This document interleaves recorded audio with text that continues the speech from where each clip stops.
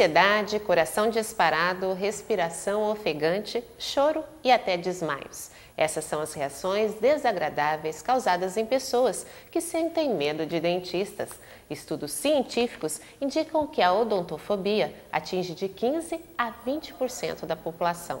Hoje no programa Cidadania em Pauta, vamos falar sobre odontologia, saúde da boca e também sobre o medo que as pessoas sentem quando têm que ir ao dentista.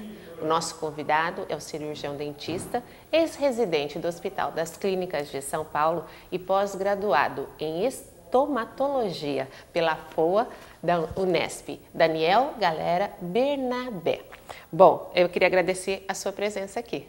Eu que agradeço o convite e obrigado por estar aqui hoje. A gente entende que os problemas com os dentes, né, causam complicações só na boca. Isso é uma realidade?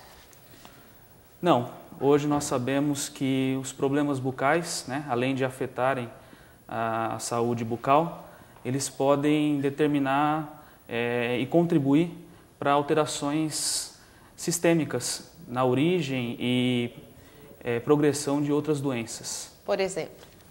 Por exemplo, sabe-se hoje que problemas gengivais, né, chamada doença periodontal, influi em doenças como a diabetes, doenças cardiovasculares, doenças do trato respiratório e até, em determinados casos, estimulando partos prematuros.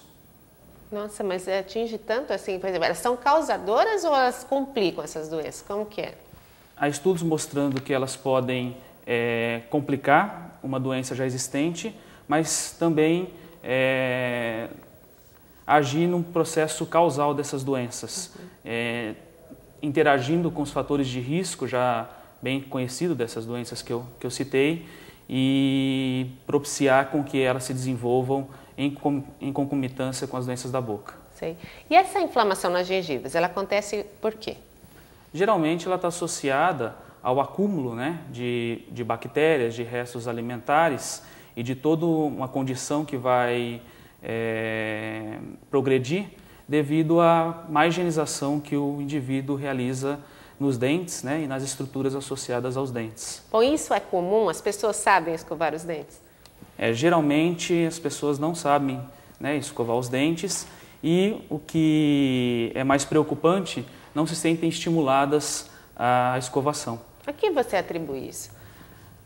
Particularmente, é um processo que muitas vezes começa na fase da infância, né, e se perpetua na fase da vida adulta. Então, a criança muitas vezes não é estimulada a esse processo educativo e quando na vida adulta realmente há um descaso, né, tanto de condicionamento quanto de informação para a realização dos procedimentos de higiene bucal.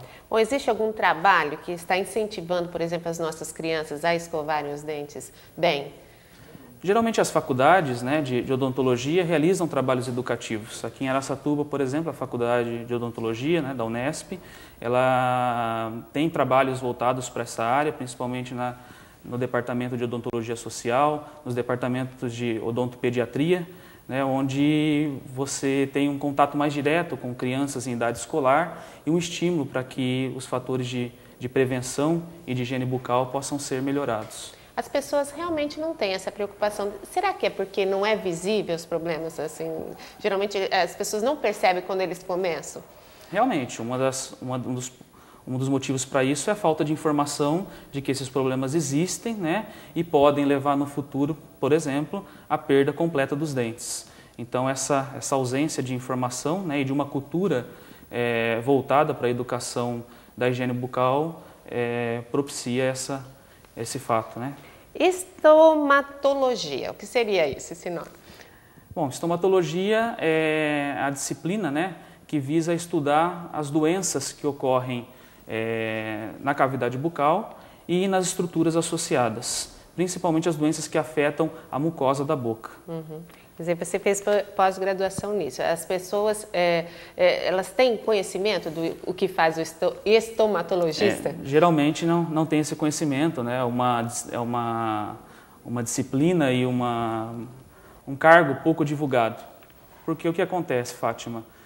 Geralmente, quando se fala em saúde da boca, as pessoas pensam que essa saúde está restrita aos dentes, quando na verdade nós temos uma série de outras condições, de outras doenças que vão afetar não só os dentes, mas todas as estruturas que compõem a cavidade bucal e as estruturas associadas, né, próximas a essa mucosa da boca. Bom, qual seria a principal doença? Seria o câncer? Não, as principais doenças são doenças menos graves do que o câncer, né, mais relacionadas, por exemplo, aos traumas de dentaduras, de próteses mal adaptadas, né, que geralmente o paciente não faz a manutenção ou a troca dessas dentaduras, e isso propicia com que, com o tempo, haja um desgaste e, com esse desgaste, ferimentos na mucosa, estímulos para doenças proliferativas da mucosa aconteçam e isso leve depois a processos que vão dificultar a saúde do indivíduo, né? Bom, às vezes a pessoa pensa que tirou os dentes e não vai ter mais problema então na boca e esquece do dentista. Exatamente, esquece totalmente do dentista e esquecem que mesmo a prótese, né, tem um tempo de validade. Nós aconselhamos geralmente a troca, né, das dentaduras, das próteses dentárias depois de 5 anos de uso, né, dependendo aí, lógico, do cuidado que o indivíduo tem com esse aparelho. A questão, por exemplo, da mordida dos dentes também influencia em muitos aspectos, né? A pessoa morde errado e tem problemas, por exemplo, de dor de cabeça, tudo isso. Exatamente. Problemas de mordida errada, que nós chamamos de alterações oclusais, né? Podem sim ser fator de risco para alterações articulares. No caso, a articulação temporomandibular, né, pode sofrer um desgaste devido à presença dessas alterações oclusais e isso gerar quadros complicados como dor e disfunção da articulação temporomandibular e, em casos mais graves, dores, né, crônicas de difícil tratamento. Bom, a gente iniciou o programa falando do medo das pessoas de ir ao dentista. Isso é uma realidade? É mais que uma realidade, né? Como todos sabem, o medo está intimamente ligado à consulta com o dentista. Há pessoas que chegam ao pânico, né? Sim, casos mais extremos, né? Você tem o desenvolvimento de síndromes do pânico, né? Que vai afetar não só a ida do indivíduo ao dentista, mas a sua vida em geral. Bom, a que você atribui esse estado de tensão quando se chega ao dentista? Bom, esse é como eu digo, um cacho de abelhas, né? Porque identificar muitas vezes a origem do medo, as causas desse sentimento, não é tão fácil assim. Mas, particularmente, eu acredito que boa parte dessas condições que vão se perpetuar até a vida adulta acontece já no período da infância, onde muitas vezes as crianças não recebem as orientações necessárias, o condicionamento necessário para desde cedo estar fazendo um processo educativo em relação à consulta ao dentista. Bom, pode falar. Só complementando, é um fato que eu tenho observado muito, né? E aí vai a responsabilidade dos pais em relação a esse processo. É muito comum os pais mesmo sentirem medo de dentista e quando vão discutir isso com o seu filho na idade da infância, expõem que a consulta no dentista é uma consulta super agradável, que geralmente vai ocorrer tudo bem e você acaba tendo um campo de superficialidade na explicação e no contato com o filho sobre esses aspectos. Então há uma dificuldade dos pais em conversar abertamente sobre a primeira consulta do indivíduo na fase da infância no dentista. Então, no meu ponto de vista, eu acho que deveria, com afetividade, os pais começarem a ter uma postura diferente em relação a isso. Primeiro, expor seus próprios sentimentos aos filhos. Esses sentimentos são escondidos. Falar de medo, por exemplo, não é provocar medo também, né? Exatamente. Muitas vezes uma conversa mais afetiva, mais sincera, propicia com que essas crianças apresentem em sua mente uma situação mais verdadeira do que a ida ao dentista.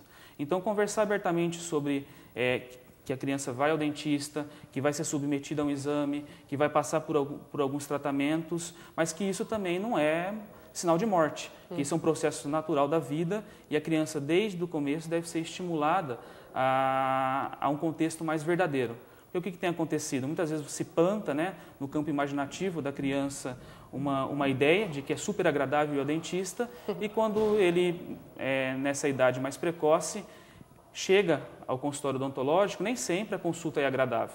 Tem toda uma série de situações que a gente conhece, né, que faz com que essa consulta não seja agradável. Isso eu tenho observado que cria uma frustração na criança, né, porque se esperava uma coisa e acaba acontecendo outra diferente. E, em alguns casos, você tem marcas que vão se propagar até a fase adulta e talvez ter relação com a origem do sentimento do medo ao dentista. Então, essas situações deveriam ser tratadas com mais verdade pelos pais, pelos responsáveis, desde a idade mais precoce. Bom, então qual seria essa idade propícia para levar uma criança pela primeira vez ao dentista? Na verdade, o processo educativo em relação aos cuidados com a boca começam antes do nascimento, com a orientação aos pais, né, já no período gestacional da mãe, no caso, e após esse período de instrução, né, sobre os cuidados em idade precoce com o recém-nascido, desde dessa idade do recém-nascido até fases posteriores na infância, um processo que visa uma informação mais verdadeira em relação a esses cuidados de higiene, a consulta ao dentista e, principalmente, os pais se sentirem estimulados a conversarem sobre os filhos, sobre o seu organismo físico. É outra coisa que não acontece muitas vezes. Acredito que desde cedo os pais deveriam auxiliar os seus filhos a conhecerem as partes do corpo físico do filho, a terem contato com alterações que possam ocorrer nesse organismo e que elas possam ser identificadas pelo próprio filho em períodos mais precoces. Você acha que isso deve fazer parte da educação, então, de uma Acredito criança? que sim. Isso é uma opinião particular minha, né? E isso ajudaria muito, né, na formação da personalidade do indivíduo e quando esse indivíduo chegar à adolescência, chegar à fase adulta, ele vai encarar com mais naturalidade todo esse processo. A criação de um ser mais autossuficiente, né, capaz de... Exatamente. Mais perceptivo. Mais perceptivo em relação às condições, no caso do tratamento odontológico, mas principalmente mais perceptivo em relação a si mesmo. Você acha que o medo do dentista faz do Brasil um país de desdentados? E o Brasil é um país de desdentados, de verdade? Eu queria que você me respondesse depois do intervalo. A gente vai dar uma paradinha, mas volta já já.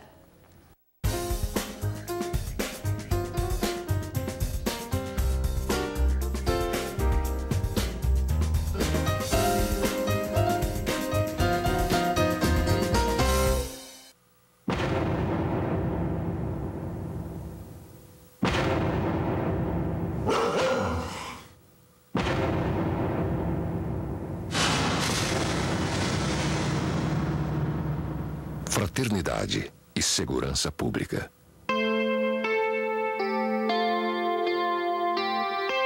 A paz é fruto da justiça.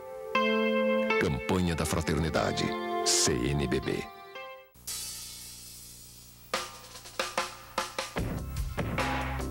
A cocaína dificilmente vicia. E além de tudo, eu só cheiro socialmente. Essa droga não me controla. Eu sei que eu sou muito mais forte que a cocaína. Eu tenho controle do que eu tô fazendo. E, além de tudo, eu paro quando eu quiser, não tem erro. A cocaína não mata. A cocaína é uma mentira. Tem dois jeitos de conter as mudanças climáticas. O primeiro jeito, você se torna um cara popular. Inicia uma carreira política meteórica. Se candidata a cargos públicos. É eleito presidente. Transforma o país numa superpotência. E aí, convence os outros países a parar de poluir o planeta. E o segundo jeito de conter as mudanças climáticas? Ué, use só lâmpadas fluorescentes. Salvar o planeta. É agora ou agora.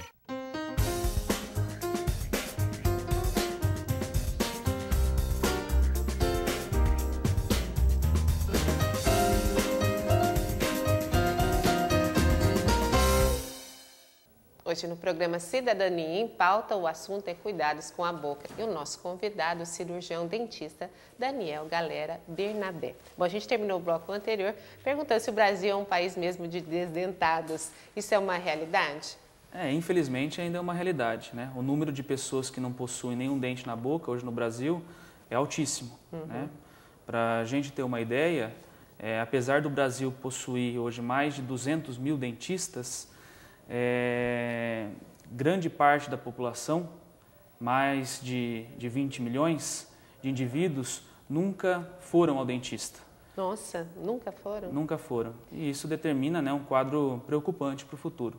Acredito que, em alguns aspectos, há uma melhora, né, em alguns programas que visam proporcionar um conteúdo informativo para a importância da saúde da boca, mas ainda o quadro é preocupante. O cirurgião dentista não faz parte do quadro do programa público de atendimento à saúde? Faz. E por que não consegue diminuir esses números, por exemplo? Além do próprio medo, né, que a gente já falou do indivíduo ao dentista, a acessibilidade ao serviço público muitas vezes não é fácil, né? E isso, somado à pouca informação do cidadão frente a esses cuidados e frente aos tratamentos que são possíveis em relação aos dentes e às lesões da boca, você tem no conjunto, né, uma somatória que determina esses índices. Existe algum trabalho, deve existir, no sentido de tornar, por exemplo, a odontologia menos dolorida, causando menos medo nas pessoas? Realmente o tratamento odontológico muitas vezes ele não é agradável, né? O paciente chega ao consultório, ele tem que ficar sentado numa cadeira, com a boca aberta. Você tem, em grande parte dos procedimentos, a necessidade de anestesia local, fora o barulho, né? Do motorzinho horrível. Do motorzinho, que é um fator de pânico para muita gente, né? Mas o que eu acredito também é que nós superdimensionamos esses aspectos. Então, nós criamos também uma supervalorização desse medo, dessas condições, e isso atrapalha nós entrarmos em contato e transformarmos esses sentimentos. Eu acredito que não há mágica para que isso seja resolvido, mas que nós começamos a encarar fatos naturais da vida, né, com mais naturalidade. Ir ao dentista é um fato necessário, é um fato dentro hoje do cotidiano de vida, um fato natural, e que nós não podemos encarar isso como medo da morte, por exemplo. Né? Então nós superdimensionamos isso, como digo, mesmo na vida adulta, e nós transferimos isso muitas vezes para os nossos filhos, né, para quem nós somos responsáveis, e isso faz com que a cultura em relação ao atendimento odontológico seja um ponto de vista negativo, quando na verdade deveria ser um ponto de vista positivo, porque o que se objetiva ali é buscar uma saúde mais completa para o organismo. Bom, então a principal dica seria acostumar as crianças desde cedo a entender que precisa desse tratamento, né? Exatamente. Mas como que começar a estabelecer esse fator educativo se os próprios pais, né, supervalorizam esses aspectos negativos? Então a mudança, na verdade, ela tem que começar a acontecer com os responsáveis, e num processo autoeducativo você tem a transferência dessas características para os indivíduos em idade mais precoce. Então, esse fato de que estímulos educativos durante a infância são fundamentais para que a personalidade seja mais estruturada para o futuro e esse indivíduo possa lidar com sentimentos, mesmo, né, no caso de um atendimento odontológico, de uma maneira mais saudável. O atendimento odontológico específico para o odontopediatra, né, que atende mais as crianças, você acha que ajuda a perder um pouco desse terror ao dentista? Com certeza, né?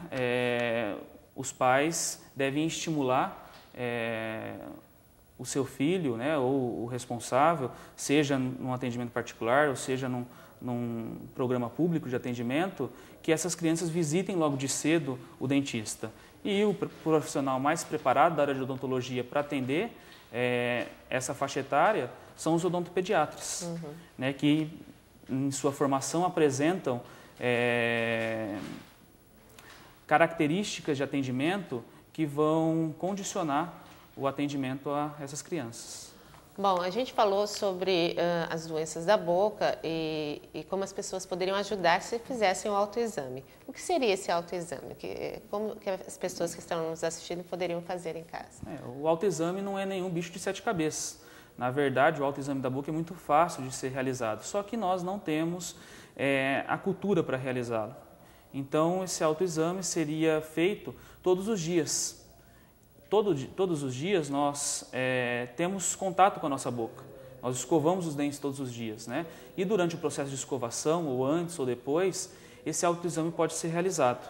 Então, de frente para um espelho, né, o indivíduo pode instaurar um processo observativo, de observação de todas as partes da boca, né? A língua, a parte de baixo da boca, a gengiva, os próprios dentes, o céu da boca, o fundo da garganta e, quando notarem qualquer alteração de normalidade, né, que o que fuja seria da normalidade, uma alteração assim importante?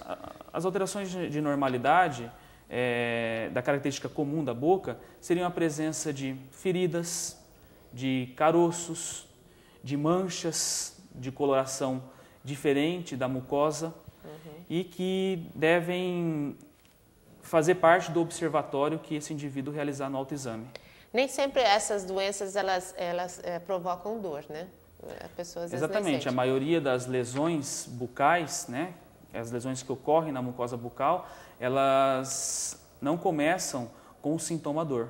Elas são alterações geralmente indolores que, não percebidas pelo indivíduo, podem progredir, né, e o tratamento se tornar mais difícil depois. Bom, qual é a diferença do diagnóstico precoce? O diagnóstico precoce é fundamental para todas as doenças do organismo, não só para a boca, né, e para as doenças bucais também. O diagnóstico precoce significa um tratamento com menos sequelas e com mais proporções de cura. Bom, o câncer bucal é comum? Não, o câncer bucal não é tão comum, né? Para a gente ter uma ideia, menos de 3% de todas as lesões que acometem a boca são lesões malignas, são câncer. A grande proporção das alterações que ocorrem na mucosa da boca são alterações benignas, são alterações que são facilmente resolvidas ou facilmente tratadas. Então, a população pode ficar tranquila em relação a isso, né? Em relação a instaurar métodos de observação para identificar essas lesões, que a grande maioria dessas lesões não são malignas, não são câncer. Então é preciso manter a calma, né, frente à identificação de alguma lesão. Bom, quem que vai tratar essas lesões? Bom, a partir do momento que o indivíduo identifica uma alteração na mucosa da boca, esse indivíduo pode procurar o seu dentista de confiança, né? E quando ele não tem um dentista assim, que ele rotineiramente é atendido, procurar uma unidade básica de saúde, o dentista que lá trabalha pode fazer a primeira avaliação, né, a avaliação inicial dessa alteração. E depois, confirmada essa alteração, né, o dentista da unidade básica de saúde ou o dentista particular vai encaminhar esse indivíduo para um profissional apto a estar diagnosticando essas lesões. E esse profissional, né, pode ser o estomatologista, que é um profissional capacitado, né, treinado para o diagnóstico das lesões que ocorrem na boca. Ok. Bom, voltando um pouquinho ao câncer, como se trata o câncer bucal? Então, o tratamento do câncer de boca hoje, ele tem duas linhas principais, né, que é o tratamento radioterápico e o tratamento cirúrgico, que podem ser instaurados concomitantemente, né, ou de maneira individualizada, dependendo aí do que estágio se encontra a doença. É importante frisar também que esse tratamento do câncer ele é feito pelo profissional da área médica, né, geralmente por um cirurgião de cabeça e pescoço, amparado por um médico oncologista. Bom, e o dentista trabalha em conjunto ou não? O dentista trabalha em conjunto, né, formando as equipes multidisciplinares, porque várias das situações que ocorrem juntamente com o câncer de boca precisam ser avaliadas pelo dentista, né, e essas condições, quando não tratadas, podem influenciar até mesmo no tratamento da doença. Sim. E quais são os fatores de risco para essas doenças? Bom, para todas as doenças, inclusive o câncer. Como eu falei, né, a manutenção de próteses em condições adequadas pelo paciente visitando o seu dentista, isso é um fator fundamental. Além disso, manter uma boa higiene bucal, você previne a maioria das doenças bucais, principalmente, né, as doenças relacionadas à cárie dental e as doenças gengivais e as doenças que vão afetar a estrutura óssea que segura o dente. E em relação ao câncer de boca, os dois principais fatores de risco são o fumo e o consumo de bebida alcoólica. Geralmente não se associa isso, né? Nem o fumo. Bom, o fumo ainda assim, né? Questão do câncer de garganta, tudo, né? Mas não se associa muito a bebida, por exemplo, às doenças da boca. E é um forte fator para isso? É um forte fator de risco. O indivíduo que fuma e bebe tem uma chance muito maior de desenvolver um câncer de boca do que o indivíduo que só fuma. Então, o álcool ele funciona como um potencializador de risco para o câncer de boca juntamente com o cigarro. Bom, você falou sobre uma boa higienização. Então, o que significa uma boa higienização? Bom, a primeira coisa é você ter um